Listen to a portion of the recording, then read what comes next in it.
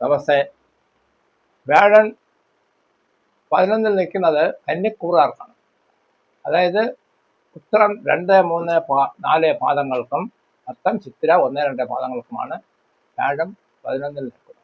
11 വ്യാഴം ഭാഗ്യം ഉണ്ടാക്കുന്നതാണ്. ഭാഗ്യം എന്ന് പറയുമ്പോൾ നമ്മൾ സാധാരണ വിചാരിക്കുന്നത് ചിട്ടി ലോട്ടറിയാണ്. അല്ല, പരീക്ഷ എഴുതിയിരിക്കുന്നു, അത് എൻ്റെ റിസൾട്ട് വിത്തുകളുടെ അത് വ്യാഴം ശരിയാക്കി തരും, പാസ്സാക്കി ഉടനെ ആ വിത്തുകളുടെ മാറ്റും.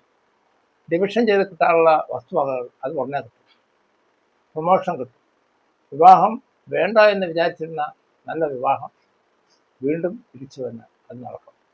ഇതൊക്കെയല്ലേ ഭാഗ്യങ്ങൾ. അത് 11 നിൽക്കുന്ന വ്യാഴൻ വിഷ്ണുവാണ്, ശ്രീകൃഷ്ണനാണ്. അവർക്ക് ചെയ്യേണ്ട കാര്യങ്ങൾ ചെയ്താൽ മതി. നെയ്വിളക്ക്, ഇറക്കൈ വെണ്ണ, ഇതൊക്കെ അവർക്കുള്ള പൂജ്യത നൽകുന്നതാണ്. അടുത്തത് പ്രൊമോഷൻ്റെ കാര്യം പറഞ്ഞു, വിവാഹത്തിൻ്റെ കാര്യം പറഞ്ഞു.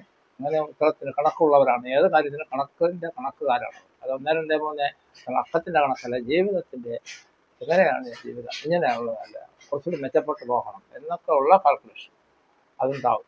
തീർച്ചയായും വസ്തു കൂടുതൽ കടം വാങ്ങുന്നവർ ഒന്നുമല്ല അവർ. അവരുടെ നക്ഷത്രത്തിന് കടം വാങ്ങാൻ പറ്റുന്നതല്ല, കടം കൊടുക്കാനും പറ്റുന്നതല്ല. ഉത്തരം അങ്ങനെയാണ്. വെള്ളിയാഴ്ച, ചൊവ്വാഴ്ച അത് അറിയാമല്ലോ. അത്തരം ദിവസങ്ങളിൽ പണം കൊള്ളുന്നതും കൊടുക്കുന്നതും നല്ലതല്ല. എന്ത് തന്നെയായാലും ഉത്തരത്തിന് 11 വ്യാഴം തീർച്ചയായും വമ്പിച്ച ഗുണമാണ് കിട്ടാൻ പോകുന്നത്. അത് അത്തം അവരുടെ സ്ട്രിക്റ്റാണ്.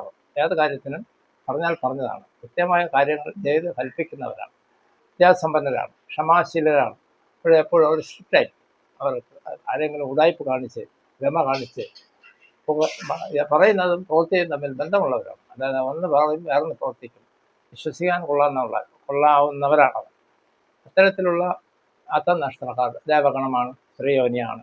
ഇത് ഉഭയരാശിയാണ്. അറിയാമല്ലോ, കന്നി 160, 18, 150-നും 180-നും ഇടയ്ക്ക് ഡിഗ്രിയിലാണ് ഇത് നിൽക്കുന്നത്. 360 ഡിഗ്രിയുടെ നേർപാതിയിലാണ്. അപ്പോൾ തന്നെ ഇവർക്കും ഭാഗ്യാനുഭവങ്ങൾ എവിടെ നിന്നെല്ലാം കിട്ടാനുണ്ടോ അതെല്ലാം കിട്ടും. ഇവർക്ക് നിശ്ചയം കഴിഞ്ഞിട്ട് വിവാഹം തെറ്റി നടക്കാതായിരിക്കും. അവർക്ക് നേരത്തെ ഉള്ളതിനേക്കാൾ ഗംഭീരമായ ബന്ധങ്ങളുണ്ട്. ജീവിത പങ്കാളിയെ ജീവനതുല്യം സ്നേഹിക്കുന്നവരാണ്.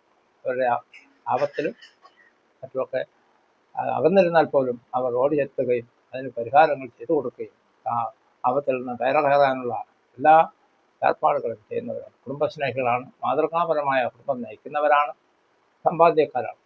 എന്ത് തന്നെയായാലും മൊത്തം 4 പാദങ്ങൾ ഇവിടെയാണ്.